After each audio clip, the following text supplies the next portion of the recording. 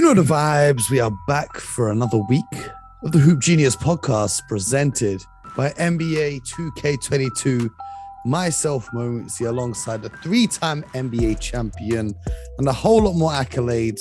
But that's Mr. BJ Armstrong in the building right now. How you doing, sir? How was your weekend? Oh, Mo, what's good, baby? What's good? Another week.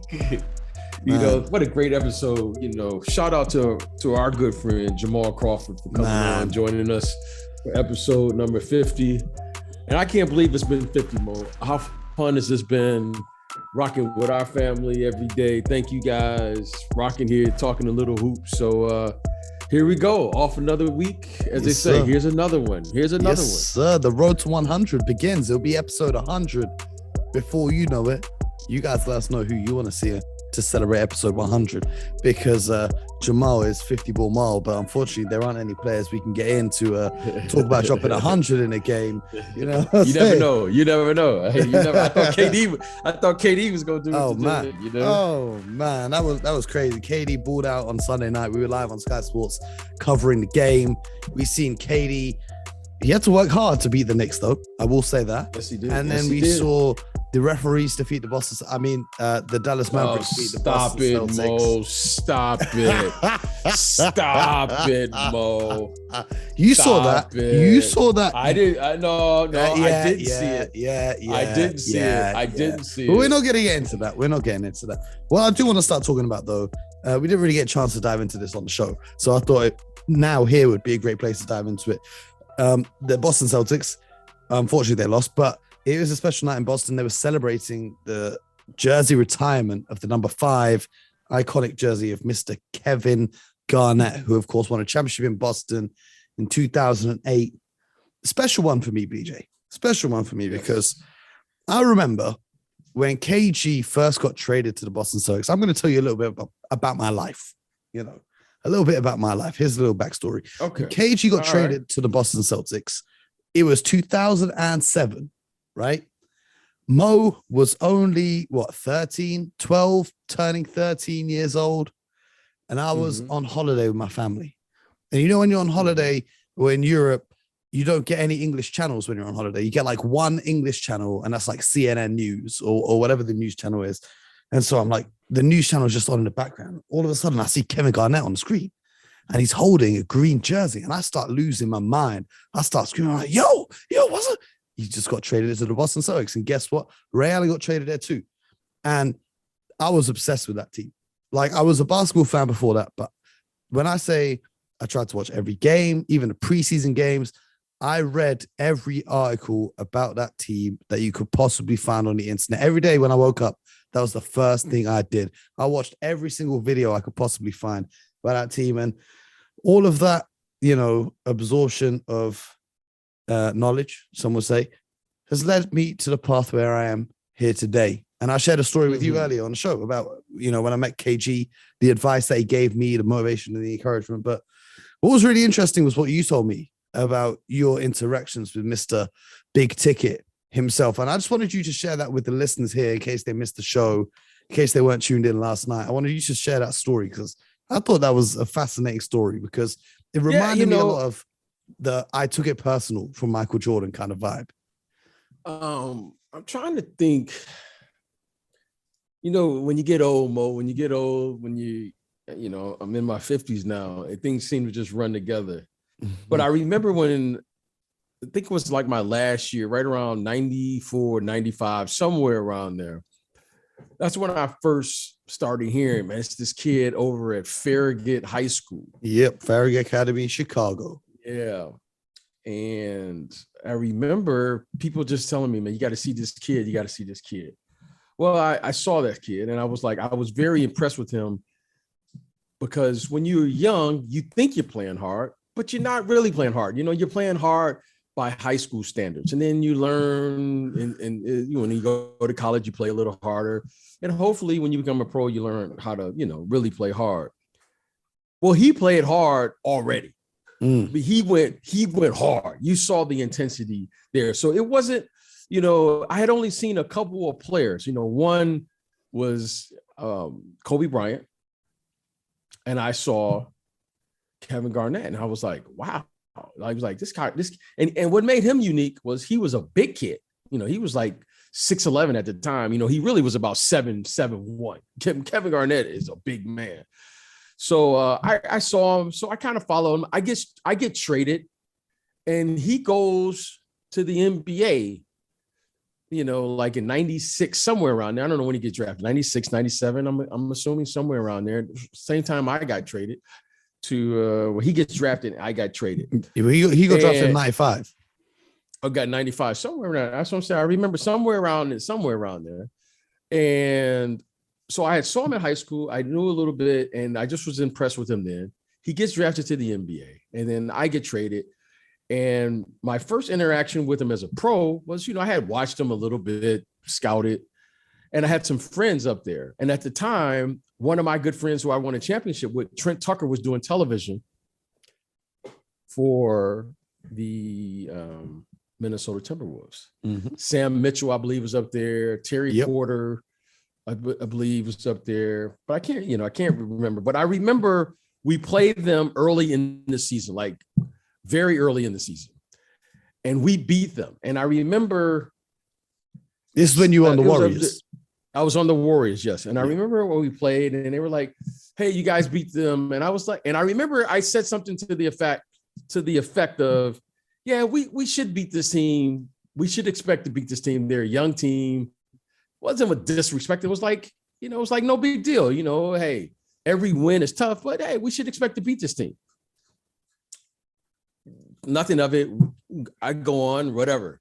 40 games later, 50 games later, we play them again, but we play them up there. We beat them at home in Golden State, and we play them up there. And Kevin, he was already an intense player as a young kid, but he was at a whole nother level of intensity.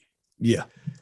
And I remember after the game, I find out from players on the other team, I think it was Sam or somebody, said this kid held on to that quote and put it in the locker room and looked at it every single day since then, and said something to the effect that they are going to know my name. And I thought, I respect it. I respect that what was said meant that much to him. I respected that as a young kid. I respect the fact that he wasn't just playing a game to be playing a game. He played the game because he wanted to win the game.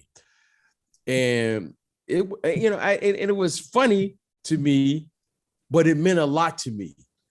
And I always remembered that about him because it says something about him as a young kid, that he was aware, that he was conscious of what was going on around him, but more importantly, that he had some leadership. He took responsibility as a young kid. Yeah. So how his career turned out from that moment on, I haven't been surprised.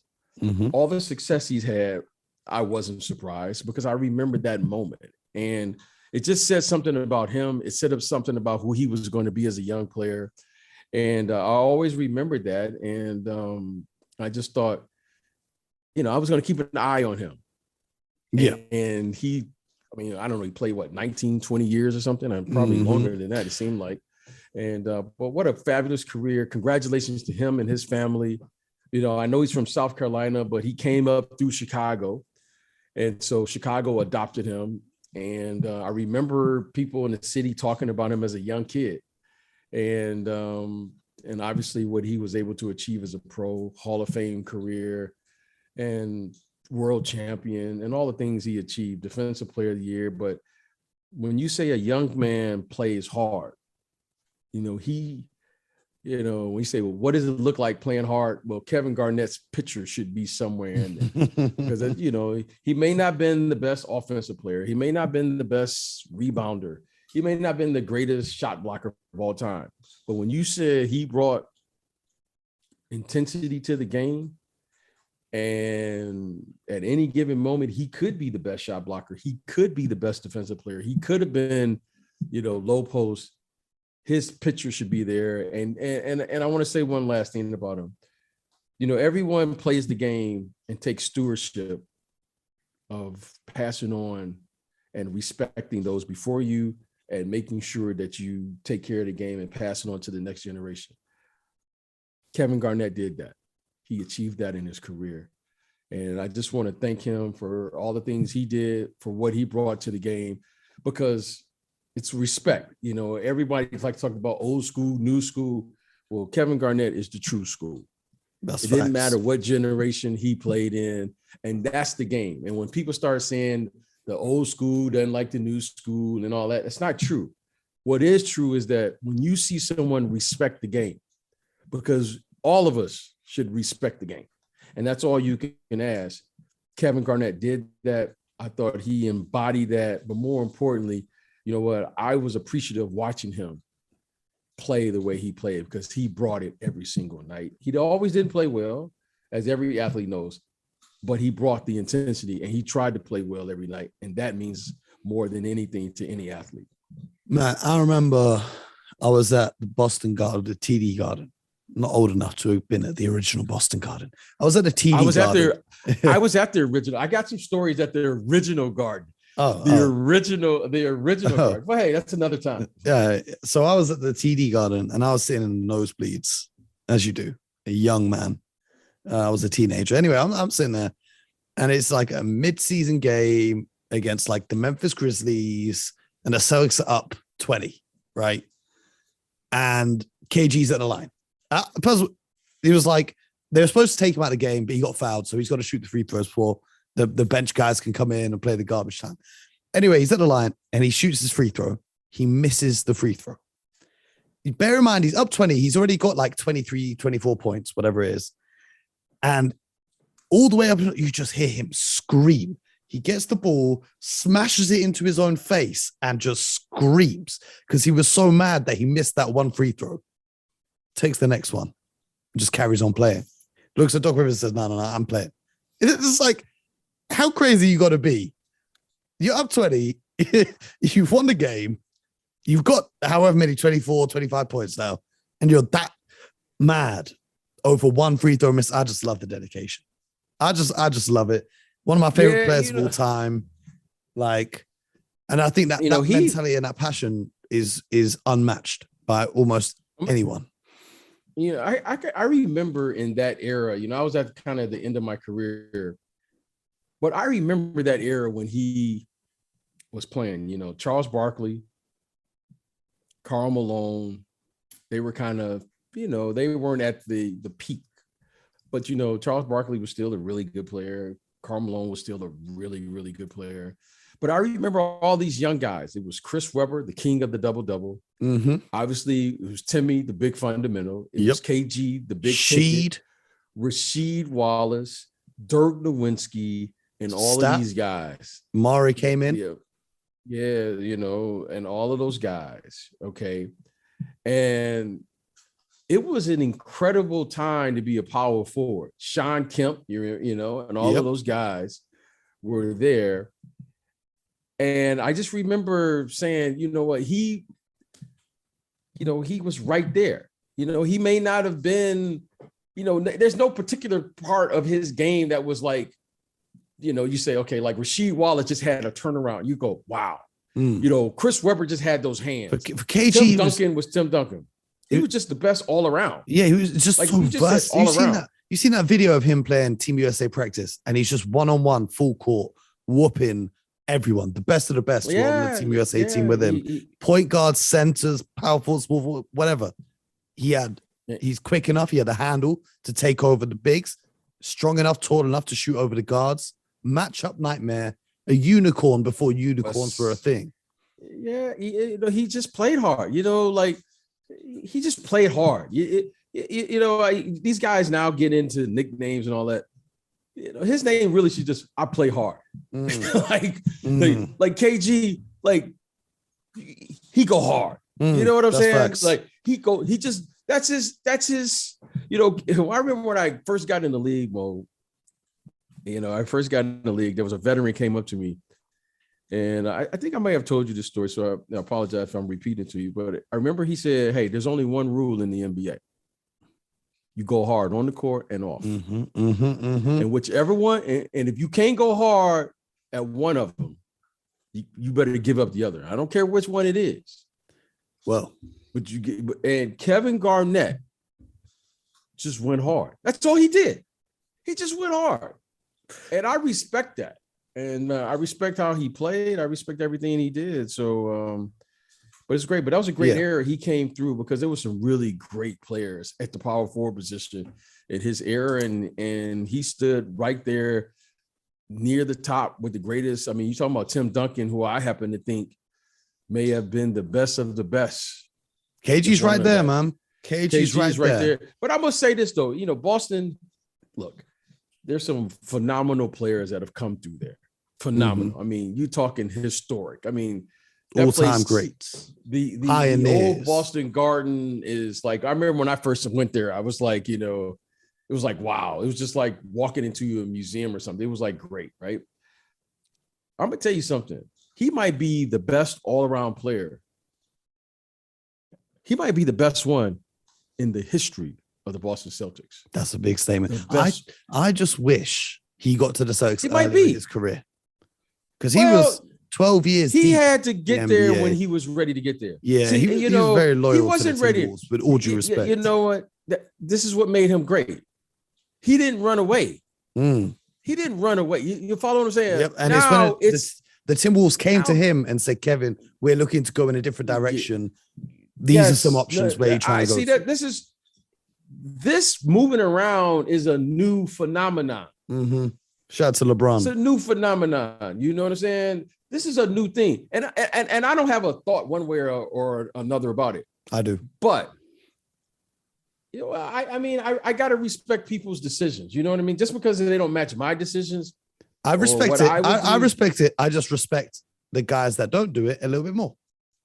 Well, you know, but listen, when you're playing in this league, losing mode is tough. Mm-hmm. It's tough.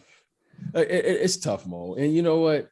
And I remember the first time I lost a game. Like, you know, you lose in the score, you lose, but you always have in the back of your mind, oh man, we just didn't play well that night. Or, oh man, I didn't shoot well that night. Or, man, we turned the ball over too much. Or, oh, the other team just got hot. You know, it's always something so you can come back, you can prove. You always hear, it always makes me laugh, go, every day I got to get better. No, you don't have to get better. You got to find a way.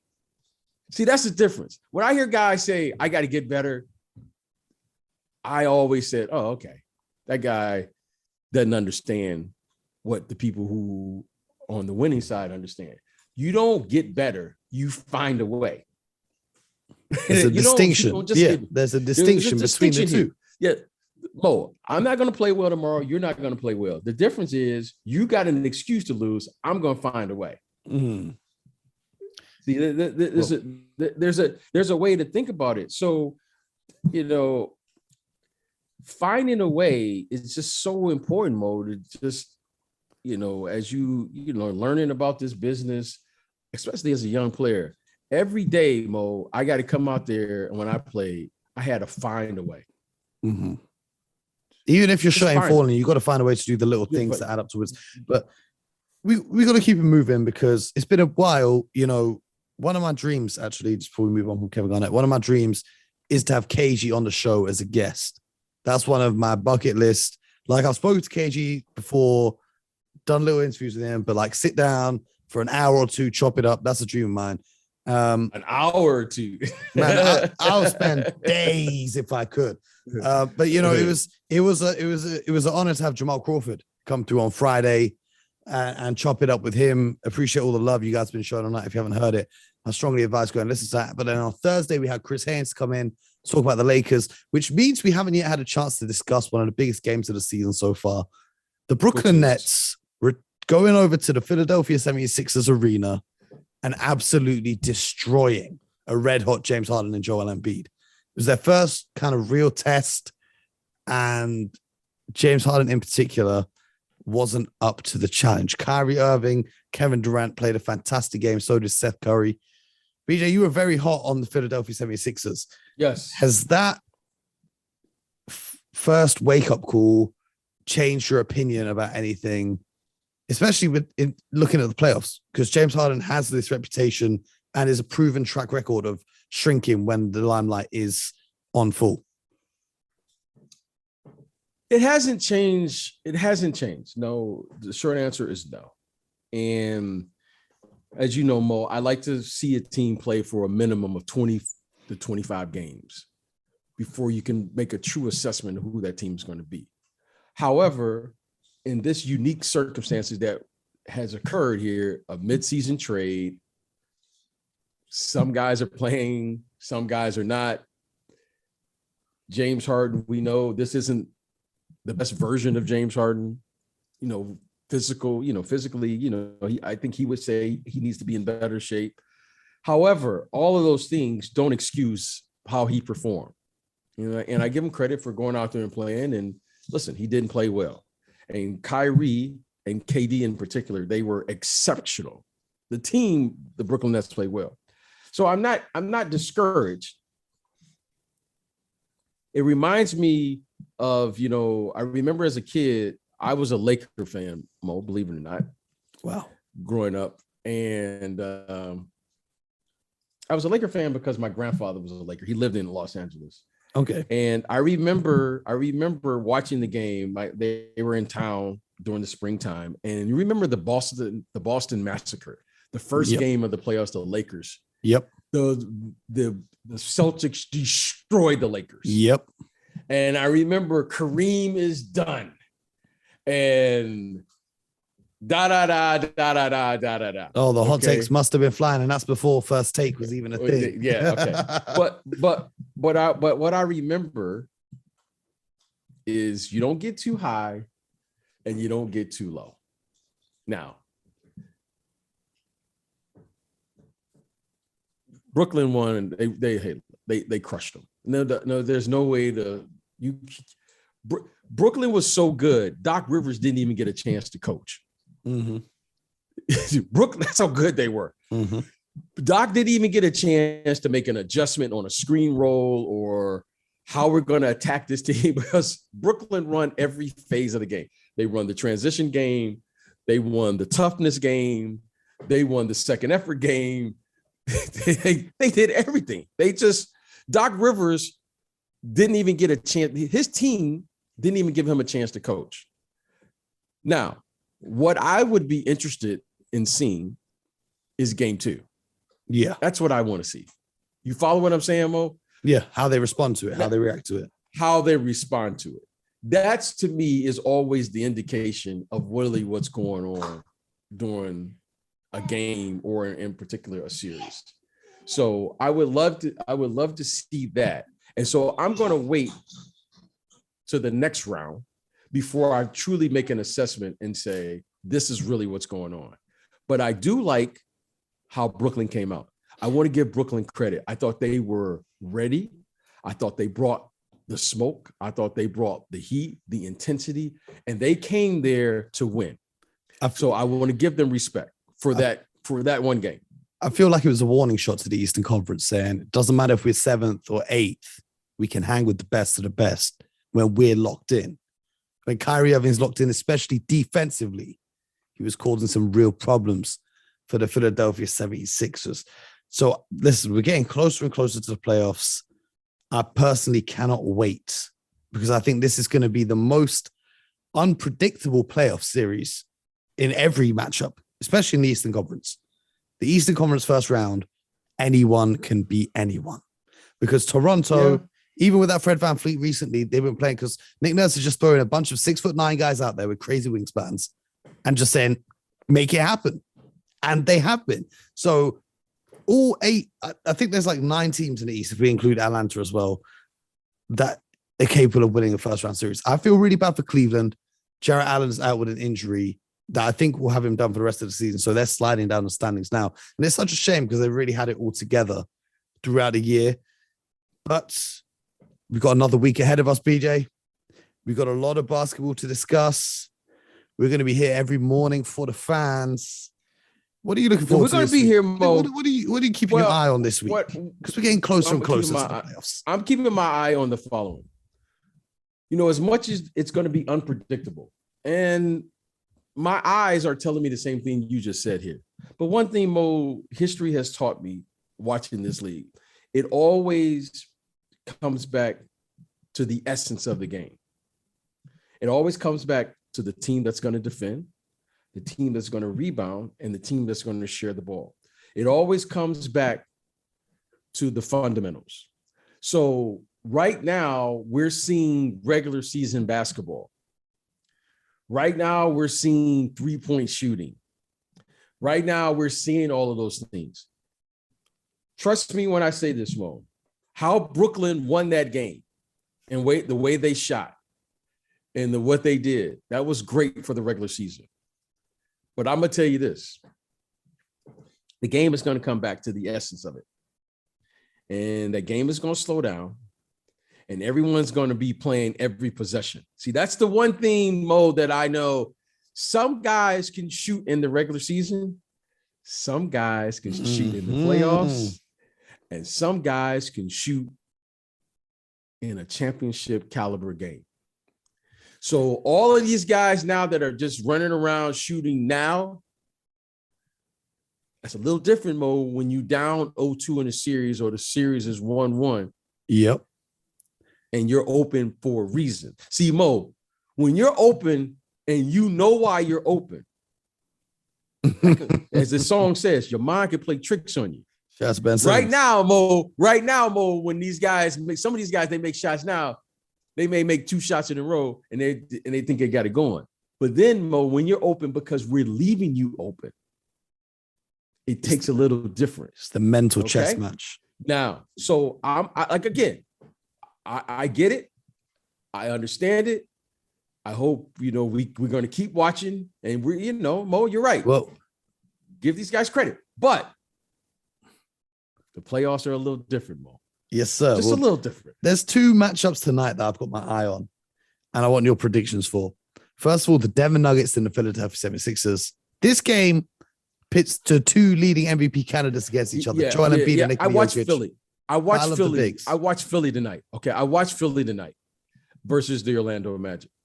Mm-hmm. Okay, so I think they play in. Do they play? Where do they in play? Philly? They play in Philly. Oh, they play that game in Philly. They went to overtime here, and I thought this was a trap game. And I was just watching Joel Embiid. Okay, I'm just gonna call it like this. I was watching JoJo because I know JoJo wants to be ready for tomorrow night. Yeah, and the game went to overtime. So clearly in 41 minutes. So clearly he had his eye on something else. Okay. There's no way that they should have gone overtime with the Magic, but it happened. They won the game. Tomorrow will be fascinating. Tonight. Because tonight for you. Yeah. will be fascinating because you're going to see the best bigs. When I say bigs, back to the basket bigs in the entire association. And who do you have taking a win, and who do you have scoring the most points? I got Philly. Philly taking a win. Yeah, I think JoJo has so much pride. I think JoJo's probably gonna make sure.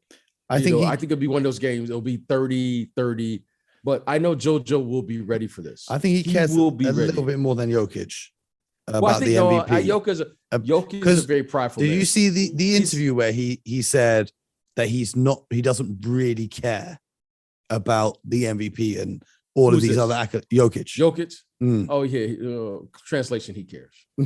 Well, the other game that I got my eye on is between 2 players that can win the Defense Player of the Year award. Giannis and the Bucks head over to Utah to face Rudy Gobert, who should be back in the lineup. He missed the last night's game, and the Utah Jazz. I think that's going to be an interesting one. It's going to be a good test for both teams. I think it will be a good test. I'm concerned just a little bit, Mo, because I'm still going to stick with the Bucks. Okay, but they're losing games, Mo, that I think they should win. Do you want the good news? Yeah, give me the good news. Brook Lopez returns to the lineup. Okay, there you go. That's what I'm saying. I'm a little concerned because I really love the Serge Ibaka trade. Mm-hmm. The Serge Ibaka is a bench guy. At this point, I agree, but he should still be able to play in stretches as a starter, or at least I think he should be able to. But maybe he's been around for a little bit. But Brook is coming back. This is great. But I'm a little concerned because they've lost a few games this year that I thought they should have won. In particular, I thought they would have a better showing versus the Golden State Warriors, because those are games where, the coach shouldn't have to get you fired up to play. The coach should never have to get you fired up to play. But in particular, when you're playing those games and then they're losing those games. Yep. So, but that's good. I want to wait to see Brook comes back. It's the first time since Budenholzer's coached this Bucks team that they've had a defense outside of the top 10. So we're going to see the impact that Brook Lopez makes. We're going to be back rocking with you bright and early tomorrow morning. You know the vibes. You got to stay locked in. You got to subscribe. Tell a friend to tell a friend. You're rocking with the best. Never know which other special guests might start popping up on the show too. Yes. Gave you a little preview with Jamal. Got to stay ready to see who comes up next, because we got a few things in the pipeline. That's all I'm going to say to you guys. Be there. I hope you enjoy the rest of your evening. I hope you guys have a great Monday and a productive start to the week. I'm going to be heading into the gym to work on these knees and ankles, strengthen them up, because 2024 I'm coming with my new coach Jamal Crawford teaching me a thing or two. So until next time, stay locked in and get buckets.